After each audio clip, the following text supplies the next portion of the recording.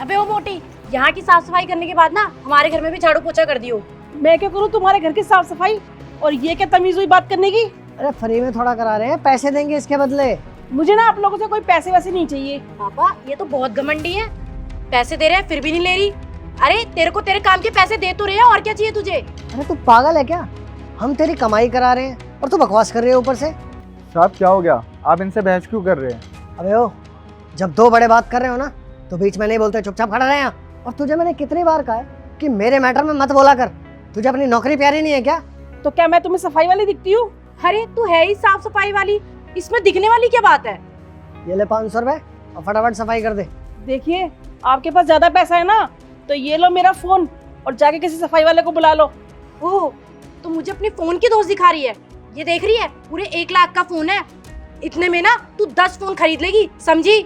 कभी देखे भी है एक साथ 1 लाख रुपए। इतने महंगे फोन से ही फोन मिला लो, फिर मेरे पास क्या बात करने आए हो? तू ना बहुत बदतमीज है। अब मैंने ठान लिया है कि मैं तुझसे ही सफाई करवाऊंगा, समझी? मालिक आप इनसे बहस मत कीजिए, आप जानती नहीं है ये है कौन? अबे कौन है ये जो तू इसकी तरफदारी कर रहा है इतनी? जो आपका फ्लैट है ना, शेखर सर वाला, ये शेखर सर की मम्मी है। अगर आपने इनसे ज़्यादा बोला ना तो आपके लिए दिक्कत हो जाएगी। क्या ये और शेखर सर की माँ? अरे वो इतना करोड़पति है, और ये देख फटीचर। देख तू चाहे कोई भी हो, सफाई तो मैं तुझसे करवा के रहूंगा, समझी? अरे वो सच कह रहा है, जिस फ्लैट में तुम रहते हो ना वो फ्लैट शेखर का ही है, मेरे बेटा है शेखर। मुझे तो है कहीं से भी नहीं लग रही शेखर सर की मम्मी। आई बड़ी शेखर सर की मम्मी बताने वाली।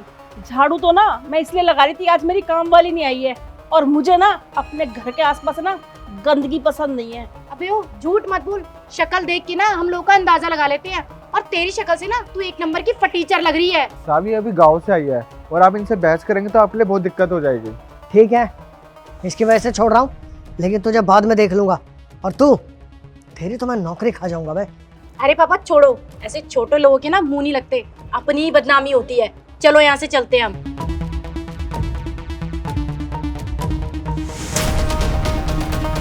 हाँ जी सर, आप टेंशन मत लीजिए, मैं मीटिंग फाइनल करवाता हूँ।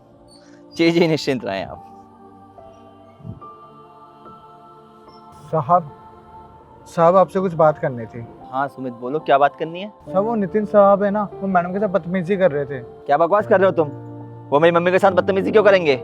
अगर मेरी मम्मी के साथ बदतमीजी होती तो मेरी मम्मी मुझे नहीं बताती क्या? साहब वो बहुत सीधी है, वो आपको नहीं बताएगी। मैंने सुबह देखा था जब वो झाड़ू मार रही थी बाहर, तब वो नितिन साहब उनके लिए पता नहीं क्या क्या बोल रहे थे। क्या तुम सच कह रहे हो? हाँ साहब मैं सच बोल रहा हूँ। बड़ी मैम साहब ने नहीं बताया तो मैंने सोचा मैं आपको बता देता हूँ। अगर ऐसी बात है तो उसे तो मैं छोड़ूंगा नहीं। तुम जाओ, उसे मैं बताता हूँ। इस नितिन को तो मैं छोड़ूंगा नहीं, इसने मेरी माँ से बदतमीजी की।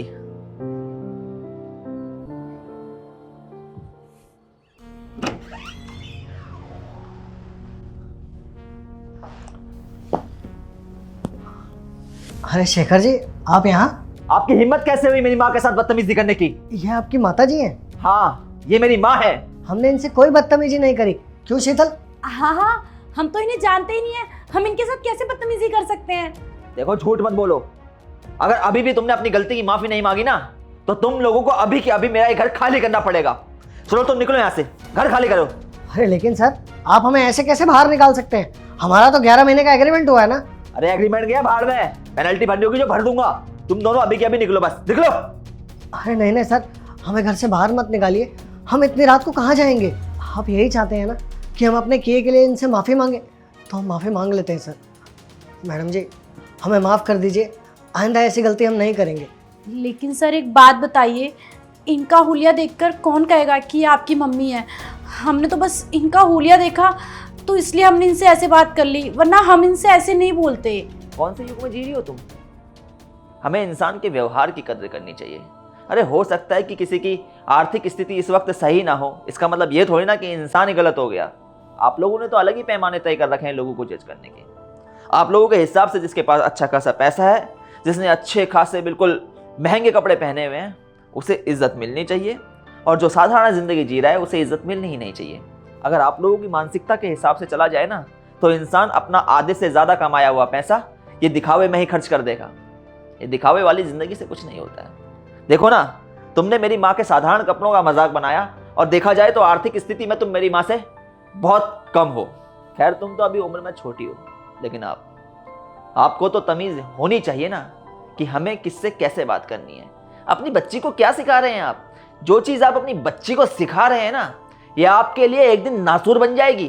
फिर ये जो आपकी बच्ची है ना, एक दिन आपसे ही ऊंची आवाज़ में बात करेगी, आपके साथ बदतमीजी करेगी। क्योंकि जैसे संस्कार हम अपने बच्चों को देते हैं, बच्चे वैसा ही सीखते हैं। आज तो ये बाहर वालों के साथ बदतमीजी कर रही है, लेकिन ऐसा ही चलता रहा तो ये कल को आपके साथ भी बदतमीजी करेगी। क्योंकि जब इंसान अपनों से ही बुरा सीखता है ना, तो कई बार वो फिर अपनों को भी नहीं छोड़ता।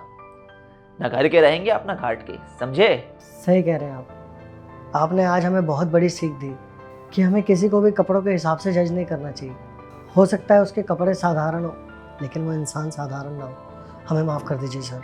नहीं, तुम लोगों ने मेरी माँ के साथ बदतमीजी करी है, इसलिए इस गलती की कोई माफ़ी नहीं मिलेगी। आप लोगों को ये घर खाली करना पड़ेगा। आप लोगों ने माफ़ी मांग ली है, इसलिए मैं आप लोगों को बस 2 से 4 दिन का वक्त दे सकता हूँ, इससे ज़्यादा कुछ नहीं। नहीं नहीं बेटा, रहने दे, आगे से गलती नहीं करेंगे, माफ कर दे इनको।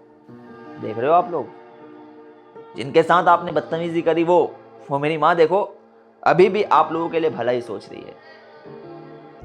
माँ बोल रही है, इसलिए एक आखिरी मौका दे रहा हूँ, अदरवाइज ये भी नहीं मिलता। आगे से ये गलती अगर दोहराई तो सोच लेना कि वो दिन तुम्हारा इस घर में आखिरी दिन होगा। तो यार सबसे पहले तो आप लोग ये बताएं कि क्या हमें कभी भी किसी इंसान को कपड़ों के आधार पर जज करना चाहिए? कहानी में हमने ये चीज़ देखी, कई बार क्या होता है, कुछ लोग लोगों को कपड़े के आधार पर जज करते हैं, वो दिखावे में ज़्यादा विश्वास रखते हैं। जबकि देखा जाए तो हमें कभी भी लोगों को कपड़ों के आधार पर जज नहीं करना चाहिए, हमें उनके व्यवहार के आधार पर उन्हें जज करना चाहिए। हमें उनके व्यवहार के आधार पर उन्हें इज्जत देनी चाहिए। वीडियो पसंद आई हो, वीडियो का मैसेज पसंद आया तो वीडियो को ज़्यादा लाइक करें, शेयर करें। मिलते हैं आप सभी लोगों से जल्द एक नई वीडियो में एक नई स्टोरी के साथ।